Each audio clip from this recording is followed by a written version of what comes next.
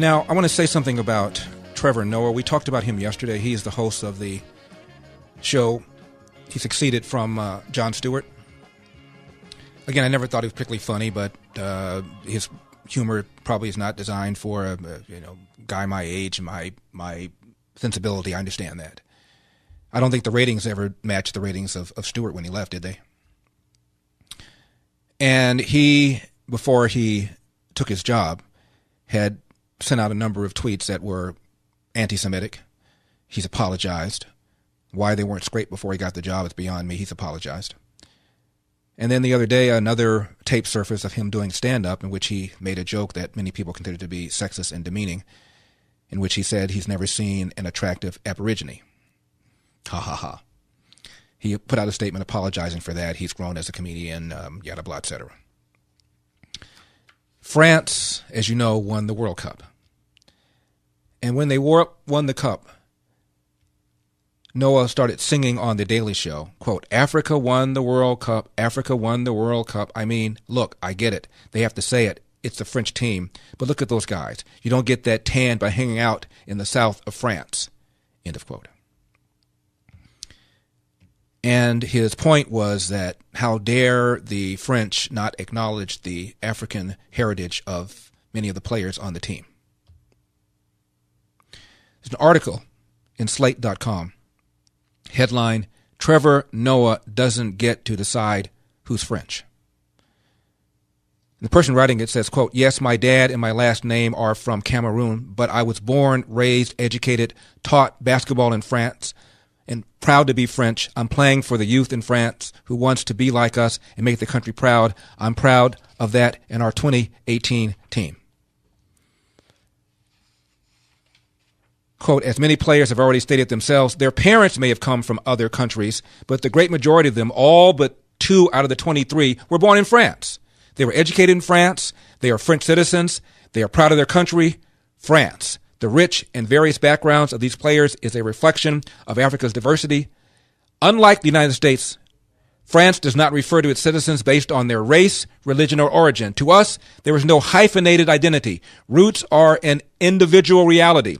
But by calling them an African team, it seems you are denying their Frenchness. This, even in jest, legitimizes the ideology which claims whiteness is the only definition of being French.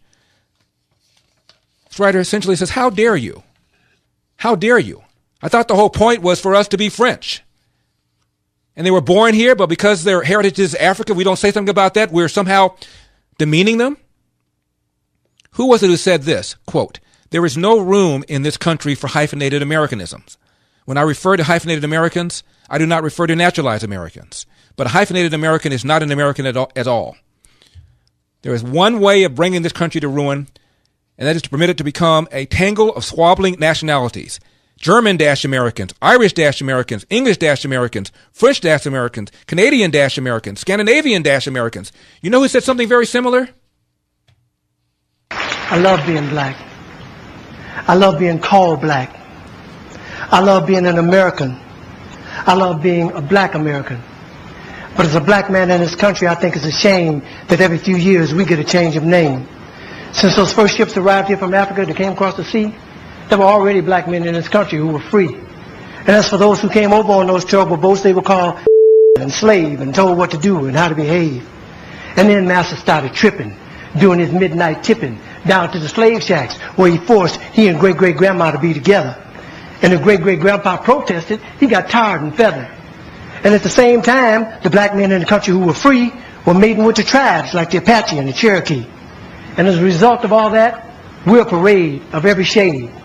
And in this late day and age, you can be sure there ain't too many of us in this country whose bloodline is pure. But according to a geographical genealogy study published in Time magazine, the black African people were the first on the scene.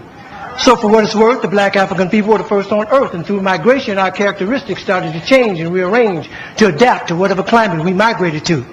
And that's how I became me and you became you. So if we're going to go back, let's go all the way back. And if Adam was black and Eve was black, then that kind of makes it a natural fact that everybody in America is an African American.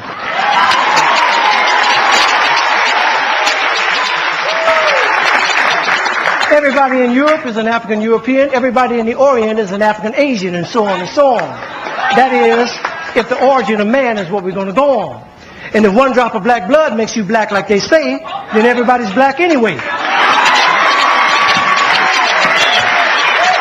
So quit trying to change my identity. I'm already who I was meant to be. I'm a black American born and raised. And Brother James Brown wrote a wonderful phrase. Say it loud, I'm black and I'm proud. Say it loud, I'm black and I'm proud. Because I'm proud to be black. And I ain't never lived in Africa. And because my great-great-granddaddy on my daddy's side did, don't mean I want to go back. Now, I have nothing against Africa. It's where some of the most beautiful places and people in the world are found. But I've been blessed to go a lot of places in this world. And if you ask me where I choose to live, I pick America, hands down. Now, by and by, we were called Negroes. And after a while, that name was banished. Anyway, Negro is just how you say black in Spanish. Then we were called colored, which said everybody's one color or another, and I think it's a shame that we hold that against each other. And it seems like we reverted back to a time when being called black was an insult. Even if it was another black man who said that a fight would result, because we've been so brainwashed that black was wrong, till even the yellow niggas and the black niggas couldn't get along. But then came the 1960s, when we struggled and died to be called equal and black, and we walked with pride with our heads held high and our shoulders pushed back, and black was beautiful. But I guess that wasn't good enough, because now here they come with some other stuff. Who comes up with this shit anyway? Was it one or a group of niggas just sitting around one day? Feeling a little insecure again about being called black and get a chance to vote on who I'd like to be. Who gave you the right to make that decision for me? I ain't under your rule or in your dominion, and I'm entitled to my own opinion. Now, there are some African Americans here, but they recently moved here from places like Kenya, Ethiopia, Zambia, Zimbabwe, and Zaire. But not a brother whose family's lived in this country for generations, occupying space in all the locations, New York, Miami, LA, Detroit, Chicago. Even if he's wearing a dashiki and sporting an afro. And if you go to Africa in search of your race, you'll find out quick, you're not an African American. You're just a black American in Africa taking up space. Why you keep trying to attach yourself to a continent where even if you got the chance to go and you went, most people there wouldn't even claim you as one of them, as a purebred daughter or son of them. Your heritage is right here now, no matter what you call yourself or what you say. And a lot of people died to make it that way. And if you think America's the leader on inequality and suffering and grieving, how come there's so many people coming and so few leaving? Rather than all this fine thought with America you're promoting, if you want to change something, use your privilege. Get to the polls, come and support them. God knows we've earned the right to be called American Americans and be free at last. And rather than you moving forward with progress, you're dwelling in the past. We've struggled too long, we've come too far. Instead of focusing on who we were, let's be proud of who we are. We're the only people whose name is always a trend. When is this going to end? Look at all the different colors of our skin. Black is not our color, it's our core. It's what we've been living and fighting and dying for. But if you choose to be called African American and that's your preference, then I'll give you that reference. But I know on this issue I don't stand alone on my own. And if I do, then let me be me. And I'd appreciate it if when you see me, you say, there goes the man who says it loud. I'm black. I'm black. I'm a black American and I'm proud. Because I love being an American. And I love being black. I love being called black. Yeah, I said it. And I don't take it back. That was Smokey Robinson, a man that Bob Dylan once referred to as America's greatest living poet. When we come back, we're going to talk